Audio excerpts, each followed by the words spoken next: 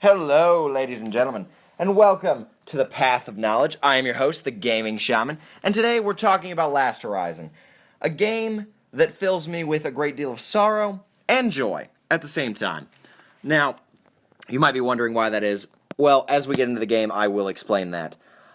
This is a game that is going to interest you right off the bat if you have ever laid awake at night and wondered about drifting kind of aimlessly through space. I know that sometimes when I can't fall asleep and my mind starts to wander, I will lay in bed and I will just think about being in space and floating through it.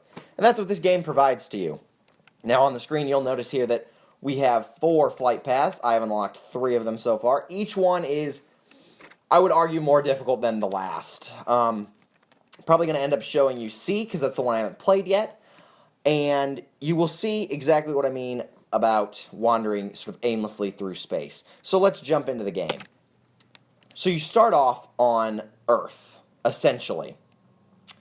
And it gives you very much a depressing feeling. But your mission in this game is to fly off of this planet and land on other planets and take their resources and attempt to use them to make a new inhabitable planet. Now, the first thing you're going to notice about this game is that it is very easy. Well, I don't want to say easy, because it's not easy to control. But the controls are very good.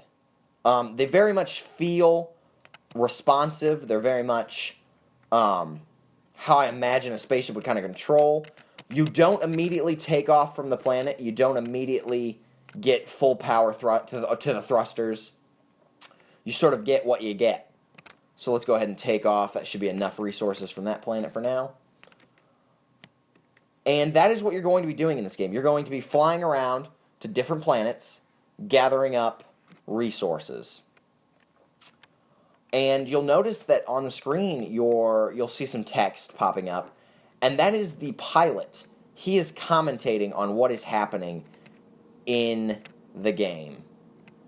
Now, I will not lie to you, it is very, very easy to land rough. And it is very easy to kill yourself by landing inappropriately, I suppose. So you got to be very careful about landing. You want to make sure you're using the gravity of the planet to pull you around, using your thrusters nicely to sort of slow down at a good rate. And as you'll notice there, I was having a little bit of trouble thrusting off.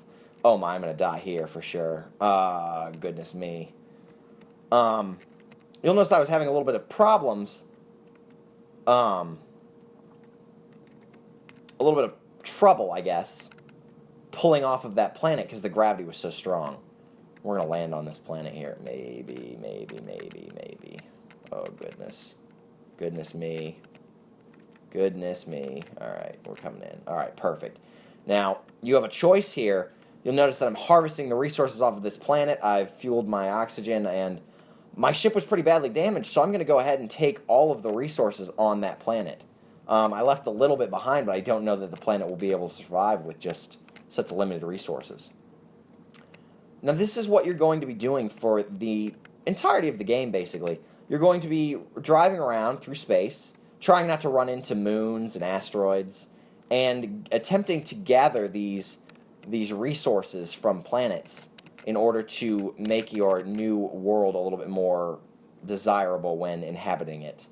Oh my. Alright, we managed to not get hit by those. And there's no more ore, so let's see what we can get here. Now this is a planet, you'll notice, that has alien life. Alright, and I've crashed. So as I told you, it is very easy to land. This game is very much a roguelike. You die, you start over. My final score there on the screen, not so good. But once again, you start off flying through space. And, you know, it's easy to get mad about having to start all over. But in this game, I really can't, because I enjoy the flying around so much, and I enjoy the art style so much. I love how the planets look. I love how the space in general feels, you know? Flying around, it's very satisfying. You get to drift aimlessly through these nebulas and around these asteroids, and you get to land on these planets and gather up resources to try and survive and try to make it to the very end of this solar system, I want to say. You know, I haven't seen anything to argue that it's not a solar system. You might argue there's a lot of planets in this solar system, so it could be more of a galaxy. But in each of the flights, I've only ever found one star, so I'm thinking it's a solar system. You tend to fly past the solar system on your way to the new habitable planet. You might be wondering, how exactly do you go about finding this habitable planet? Well, down there at the bottom in the middle, you'll notice that there is a little compass. And that compass is going to be your lifeline. That is going to help you find exactly where it is that you need to be going. Glide around this. Try to not land on that mountain. Alright, I managed to do that anyway. Coming in nice and easy, nice and easy. Alright, so I've damaged my ship quite badly. Might take all the resources on this planet. No, we'll be generous. There's also tons of obstacles in this game. Obviously, you've already seen asteroids. There's also black holes. You'll also eventually run into some aliens. You know, sometimes the aliens, they aren't so bad. They, you know, it depends on their mood, really. Sometimes they will attack you ferociously. Other times they will choose to let you go. Oh, a binary star system. Makes a little comment about the binary star system. That's exciting. That's kind of cool. Again, as you can see, I'm getting tossed around by these asteroids, which again just really speaks to the controls of the game. Like, you don't have these amazing thrusting systems. You don't have all the power in space that you could ever have. You have enough to get around, but space is dangerous, and space will give you a loop, throw you for a loop if you're not careful.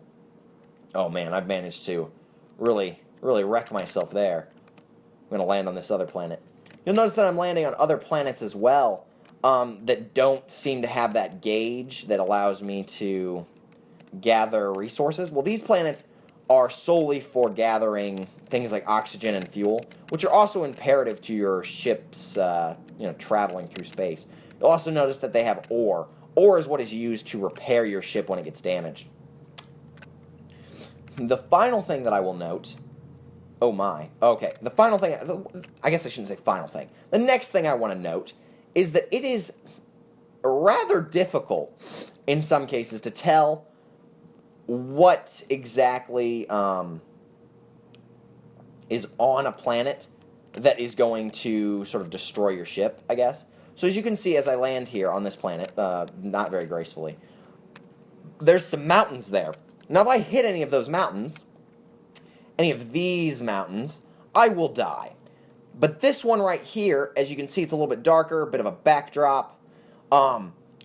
It's more likely that I will not be... Well, I shouldn't say more likely. I will not be killed by those mountains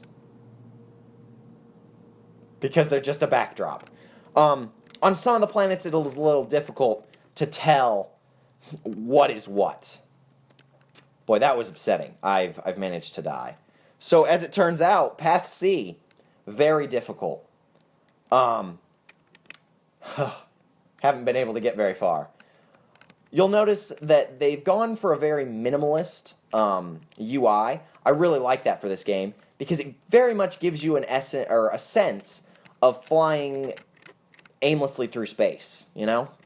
Something that I think the UI, if it was any other way, might not quite contray? No, that's not the word I'm looking for. Contray. I don't even think it's a real word.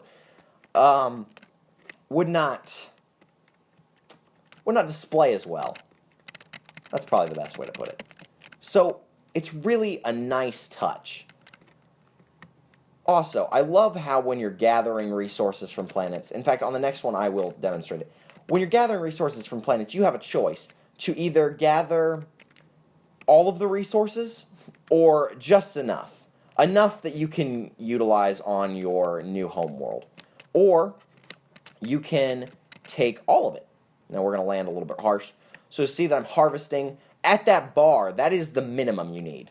Now, if I continue to go, you'll notice that these trees are getting smaller and smaller and smaller, and eventually, boom, I've taken all of the life from that planet, and look, it fades and gets darker. Now, I was attempting, I should say, to demonstrate, oh my. All right, so things are going poorly. All right. That was not good. That was not good at all. Boy. But you'll notice that that planet dimmed and got dark. And that's because I took all the life from it, you know? I killed a planet. And at the same time, the developers are, telling this story, I suppose, about a game that is, you're flying through space, dying horrendously, trying to survive and make it to this other planet. But at the same time, the comments your pilot makes are very much a representation of what the developers believe is happening in society. Things like, the pilot will say things like, well, I could just take just what I need, or I could take it all. I might need it. And one of the times the pilot actually mentions, he says, something to the effect of taking everything. It's what humans do. And it's a very somber fact. Oh my. See, what's one planet in endless space? What's one planet? And, I really enjoy that. It gives it a very... What's the feeling that I want to say it gives it? It gives it a very sad, somber feeling, really. And I think that's a really good feeling for this game to have. It is a ton of fun to fly around through space, looking all over the place, trying to gather resources and trying to survive to make it to this planet. And it's one of those games that's going to appeal to you if you're one of two gamers. It's going to very much appeal to you if you are like me, and you like this idea of aimlessly floating through space and just going on this grand adventure, discovering what is, who knows what. It's going to appeal to you if you are a gamer who likes to be the highest score, because obviously you can score higher depending on how much resources you take, how many resources you bring to your new planet, and all that.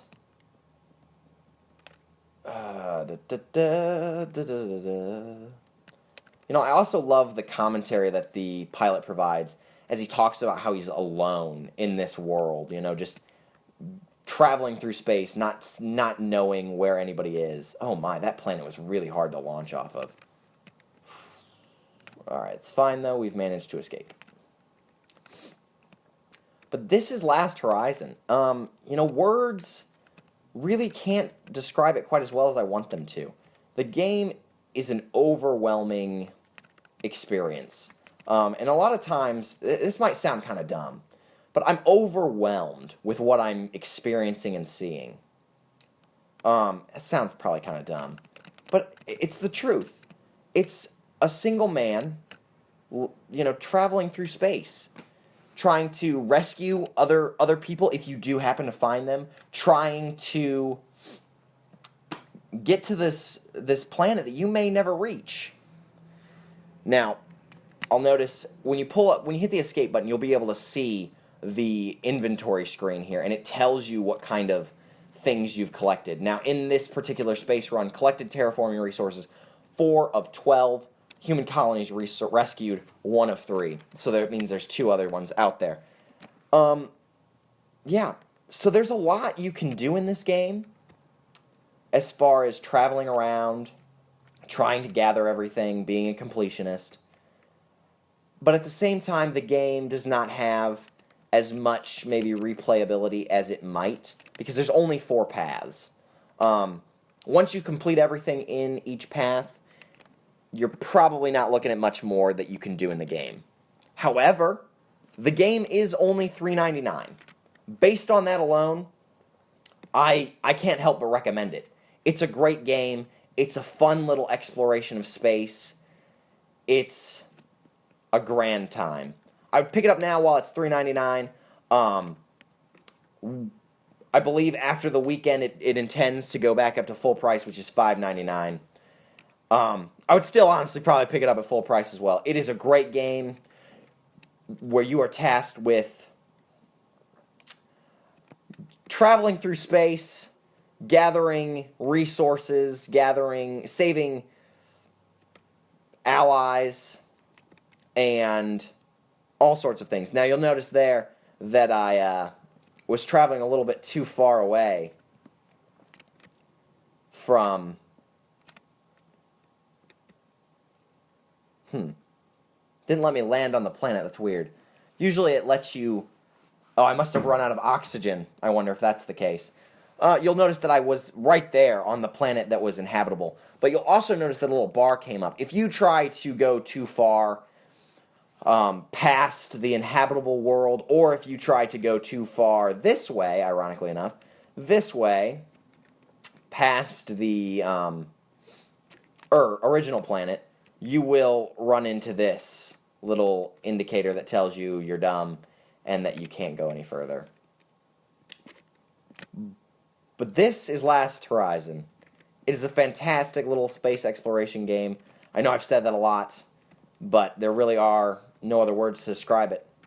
If you enjoy the adventure side of things, and you are looking for a game that tells a very interesting story and lets you just wander through this beautiful, beautiful world, or I guess I shouldn't say world, this beautiful, beautiful solar system, then it is a game that I cannot help but tell you to purchase. As always, I am the Gaming Shaman, and I bid you adieu.